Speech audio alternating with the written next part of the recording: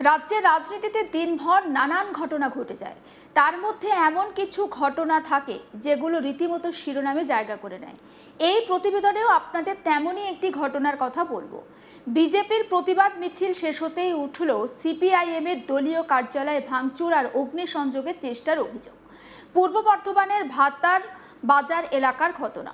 জানা গিয়েছে ওই এলাকায় এক প্রতিবাদ মিছিলের আয়োজন করে বিজেপি এবং সিপিআইএম এর অভিযোগ, সেই মিছিল শেষ হবার পরেই তাদের দলীয় কার্যালয়ে হামলা চালানো হয়।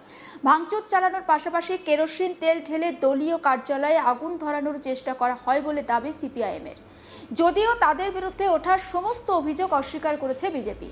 পদ্মশিবির স্পষ্টভাবে দাবি করেছে যে ঘটনার সঙ্গে তাদের দলের কোনো যোগ নেই, তাদের নাম জড়িয়ে মিথ্যা প্রচার চালানো হচ্ছে। উল্লেখ্য, সম্প্রতি ভাতারে সিপিআইএম এর ব্লক কর্মসূচি চলাকালীন গোলমালের অভিযোগ ওঠে, আর ঠিক সেই সময় প্রধানমন্ত্রীর প্রতিকৃতি পোড়ানো হয়েছে বলে অভিযোগ তুলে প্রতিবাদে সরব হয় স্থানীয় কয়েকজন বিজেপি নেত্রী এবং অভিযোগ সেই সময় বিজেপি কর্মীদের মারধর করা হয়েছিল। সেই ঘটনা প্রতিবাদে রবিবার ভাতার বাজার এলাকায় মিছিলের ডাক দেয় বিজেপি বিধায়ক সৌমেন কারফা এবং বিজেপির বর্ধমান সাংগঠনিক জেলা সভাপতি অভিজিৎ তা মিছিলে উপস্থিত ছিলেন। সিপিআইএম এর অভিযোগ, ওই মিছিল শেষ হতেই তাদের দলীয় কার্যালয়ে হামলা হয়। ওই বিষয়ে বাম ছাত্রনেতা সাদ্দাম শেখের অভিযোগ, মিছিল চলাকালীন তাদের দলীয় কার্যালয় বন্ধ ছিল, দলের সদস্যরা অন্য একটি কর্মসূচিতে ব্যস্ত ছিলেন। সেই সুযোগে কয়েকজন এসে কার্যালয়ে ভাঙচুর চালায় বলে অভিযোগ। কেরোসিন তেল ছড়িয়ে কার্যালয়ে আগুন ধরিয়ে দেওয়ার পরিকল্পনা ছিল বলেও দাবি সিপিআইএম এর। একবার বাম ছাত্রনেতা সাদ্দাম শেখ ঠিক কি বলছেন, বক্তব্য শোনাবো। সেই মিছিল থেকে কিছু গুন্ডার দুষ্কৃতী বিজেপির এসে আমাদের সিপিএম পার্টি অফিসে এসে আক্রমণ করে। সিপিএম পার্টি অফিসে আমাদের রান্নাঘরের চাবি তালা এবং মিটার ভাঙচুর করে এবং কেরোসিন তেল ঢেলে পুরানোর চেষ্টা করে এবং আমাদের শহীদ বেদি ভাঙচুর করে। দেখতে পাচ্ছেন যে শুভেন্দু অধিকারী যে বলল গুন্ডার দমন আইন বিল পাস করেছে, তাহলে আগে এই বিজেপির গুন্ডা কটাকে তো ধরতে হবে জেলে। তাহলে এই যে বিজেপি যদি ভাবে যে এইভাবে আক্রমণ করে বামপন্থী আন্দোলনকে দমানোর চেষ্টা করছে, কিন্তু বামপন্থীরা এত সহজে এই দুর্নীতি এই গুন্ডাদের বিরুদ্ধে বামপন্থীরা লড়াই করতে জানে। তাহলে এই যে দেখিয়ে কটা মাতালকে নিয়ে এসে মিছিল করে যে পার্টি অফিসে আক্রমণ করে মনে করছে বামপন্থীদেরকে শেষ করে দেবো, পারবে না। তৃণমূল 15 বছরে এত সন্ত্রাস পার্টি অফিসে নামিয়েছে, কখনো বামপন্থীকে শেষ করতে পারে না, আর বিজেপিও পারবে না। বিজেপি যেটা ভাবছে সেইটা কিন্তু এই ভাতারের মাটিতে আমরা হতে দেবো না। আমরা বামপন্থীরা থাকবো। আমরা কি অভিযোগ করেছি? আমরা থানায় যাব, অভিযোগ করব, পার্টির সব আসুক।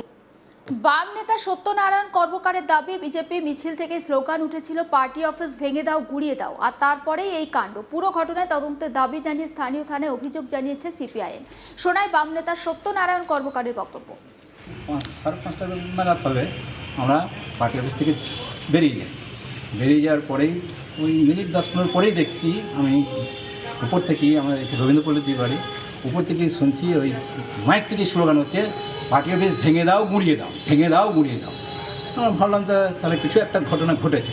পর মুহূর্তে আমি দৌড়ে এসে তাদের সংবাদ পেলাম যে হ্যাঁ এরকম ঘটনা ঘটেছে। এসে দেখতে গেলাম যে এইসব আপনি দেখছেন, আপনি মাইকের স্লোগানে ওই কথাটা শুনেছেন? হ্যাঁ, একদম পুরো পার্টি অফিস ভেঙে দাও, গুঁড়িয়ে দাও দিয়ে তারপরে এসে আমার কাছে খবর এলো, ফোন আসছে যে তুই পার্টি অফিসে আছিস।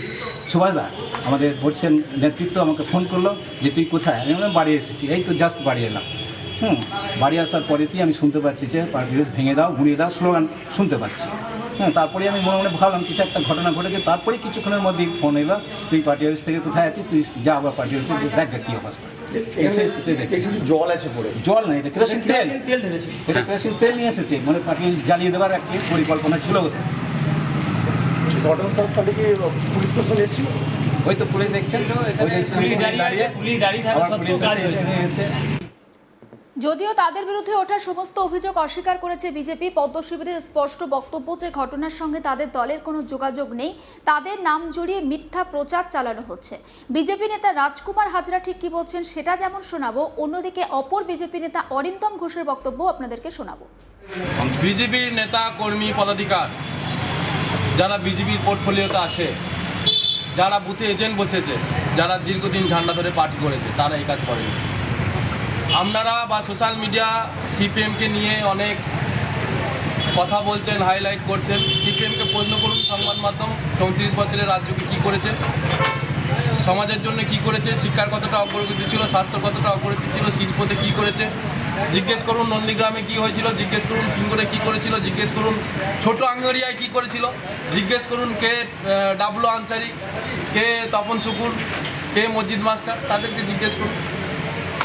আজকে রাতারাতি বিজেপি ক্ষমতা আসার পর, তৃণমূল হেরে যাওয়ার পর যারা তৃণমূল করতো, তৃণমূলের সন্ত্রাস হাসি বাঁচার জন্য যারা বিজেপিতে প্রত্যাখ্যান করেছে এবং আমাদের রাজ্যের সভাপতি সম্মানীয় শ্রমিক ভট্টাচার্য এবং মুখ্যমন্ত্রী এবং আমাদের দলের নির্দেশ আছে তৃণমূল থেকে কাউকে নেওয়া যাবে না, তাই তারা বিজেপিতে আসতে পারছে না, বাঁচার জন্য সিপিএমে গেছে। আজকে সিপিএমের নেতাদেরকে প্রশ্ন করুন কারা ওটা করেছে। সিপিএম ইচ্ছা করে বিজেপির কালিমা লিপ্ত করছে।